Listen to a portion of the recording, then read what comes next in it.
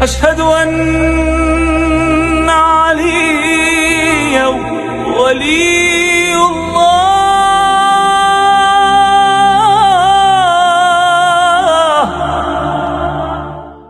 فدک یہ بہت ہی سرسبز و شاداب علاقہ ہے، بہت ہی زرخیز علاقہ ہے. یہ خیبر کے قریب ہے اور یہودی یہاں پہ جائے گزین تھے اور ان کے لیے ایک مرکزی حیثیت یہ رکھتا تھا. خیبر کے بعد امن ترین علاقہ یہودیوں کے لیے فدک تھا. یہ مدینہ سے 140 کلومیٹر پر جو ہے وہ واقع ہے. قرآن مجید کی آیت مبارکہ جب پیغمبر اکرم پہ نازل ہوئی وآت ذی القربى حقہ،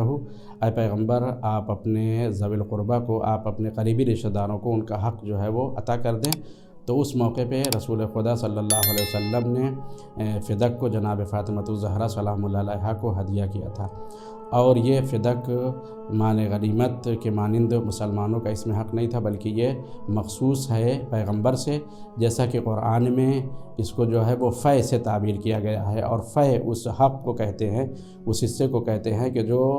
نبی سے اور امام سے جو ہے وہ مختص ہوتا ہے. چنانچہ یہ پیغمبر کا مخصوص جو ہے وہ حق تھا. اور یہ پیغمبر نے جنگ نہیں کی تھی، بلکہ صلح کے ذریعے سے یہ مال جو ہے وہ حاصل ہوا تھا. چنانچہ یوشع بن نون کہ جو اس فدک کے رئیس تھے، انہوں نے یہ دیکھا کہ قدرت اسلام غالب ہے ہماری قدرت کے اوپر، لہٰذا انہوں نے پیغمبر سے صلح کر لی اور اس کے بعد اس فدک کو پیغمبر کے حوالے فرما دیا. ابن ابی الحدید معتزلی جو اہل سنت والجماعت کے بزرگ ترین علماء میں سے ہیں اور انہوں نے نہج البلاغہ کی بہترین شرح کی ہے. فدک کا قضیہ ایسا آفاقی قضیہ ہے کہ جس میں علماء تسنن اور تشیع سب نے بیان فرمایا ہے کہ جناب سیدہ کا حق تھا اور پیغمبر نے ان کو دیا. اب اس کے بارے میں چند جملے ناظرین کرام کی خدمت میں عرض کرنا ہے. ابن ابی الحدید کی شرح کے مطابق یہ جو ہے وہ صلح کے ذریعے سے پیغمبر تک پہنچا اور پھر پیغمبر نے شہزادی کو دیا، جیسا کہ یہ حدیث شریف میں ابن ابی الحدید نے نقل کیا ہے کہ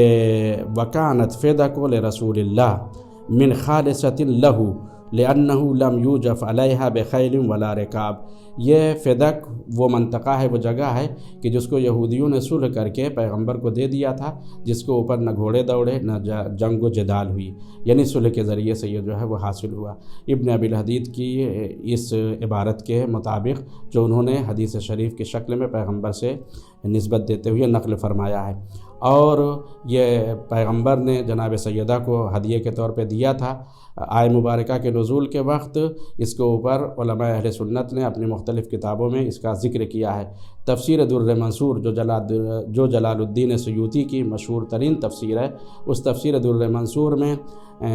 ابن عباس سے اور اسی طریقے سے ابن عباس کے علاوہ ابو سعید خدری سے اور ابن مردوہ وغیرہ نے اس روایت کو نقل کیا اور یہ فرمایا ہے کہ جب یہ مبارکہ وآت ذی القربى حقہ نازل ہوئی تو اس وقت پیغمبر نے جناب سیدہ کو بلایا اور فدک کو جناب سیدہ کے حوالے کر دیا. چنانچہ اس کے جتنے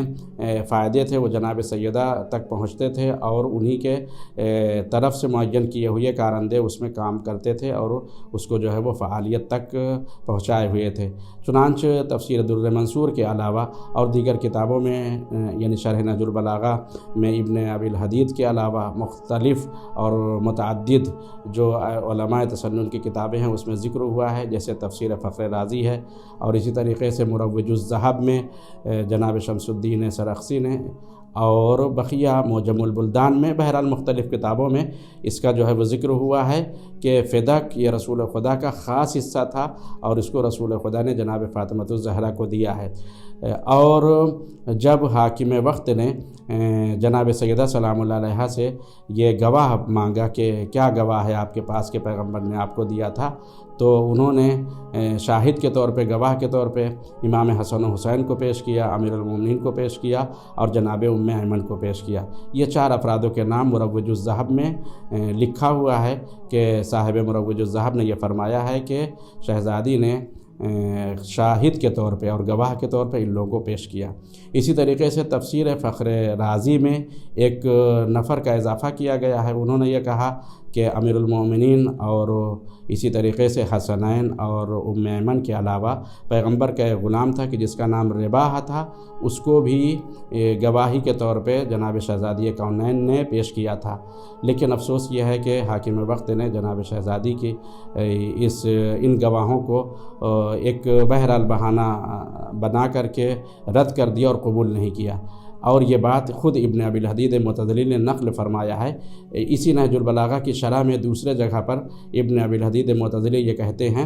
کہ پیغمبر سے ایک جو ہے وہ عربی کا مواجہہ ہوا، وہ عربی یہ کہہ رہا تھا، اختلاف ہوا، وہ یہ کہہ رہا تھا کہ یہ تلوار میری ہے، یا بعض لوگوں نے نقل کیا ہے کہ اس نے کہا یہ اونٹ میرا ہے، پیغمبر نے فرمایا کہ نہیں یہ اونٹ جو ہے وہ میرا ہے۔ تو جب اس عربی اور پیغمبر کے درمیان اختلاف ہوا تو پیغمبر کے ایک صحابی تھے، ان کا نام تھا خزیمہ بن ثابت۔ جناب خزیمہ نے کہا کہ میں گواہی دیتا ہوں کہ یہ اونٹ آپ کا ہے، یہ عربی جھوٹ بول رہا ہے۔ پیغمبر نے فرمایا کہ اس وقت موقع واردات پہ تو تم موجود نہیں تھے، اور شاہد کو ایسا ہونا چاہیے کہ جس کے علم میں ہو اور اس کو یقین ہو اور اس نے اپنے آنکھوں سے دیکھا ہو، تو تم کس طریقے سے شہادت دے رہے ہو کہ یہ میرا ہے؟ اس وقت جناب خزیمہ نے کہا کہ آپ اللہ کے نبی ہیں، میں آپ کی رسالت کا یقین رکھتا ہوں اور مجھے یقین ہے کہ نبی کبھی جھوٹ نہیں بول سکتا۔ لہٰذا جب جناب خزیمہ نے یہ کہا تو پیغمبر نے یہ فرمایا کہ تم نے سچ کہا ہے، اور پیغمبر نے جناب خزیمہ کی گواہی کو قبول کر کے اس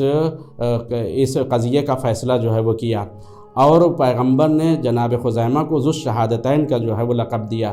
یعنی ان کی یہ ایک نفر تھے جنہوں نے گواہی دی، لیکن اس ایک آدمی کی گواہی کو دو آدمیوں کی گواہی کے برابر پیغمبر نے قبول فرمایا۔ اس واقعہ کو جناب ابن ابی الحدید معتزلی نے نقل فرمایا ہے، اور نقل کہنے کے بعد وہ یہ کہتے ہیں کہ افسوس یہ ہے کہ صاحب آیت تطہیر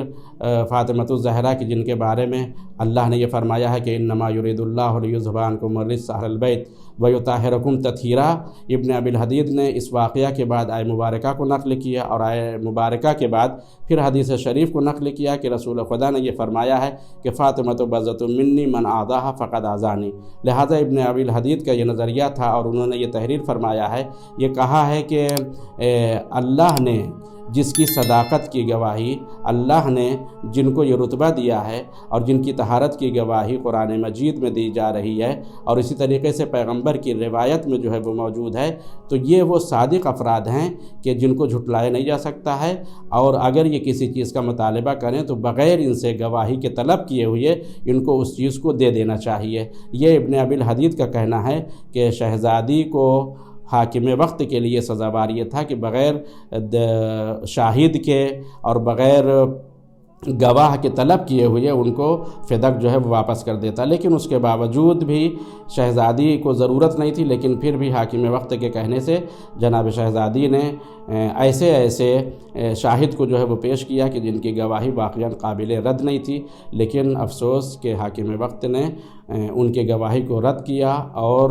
جناب سیدہ کو ان کے حق سے محروم کر دیا۔ اللہم صلی علی محمد وعلی محمد وعجل فرجہم۔ أشهد أن عليا ولي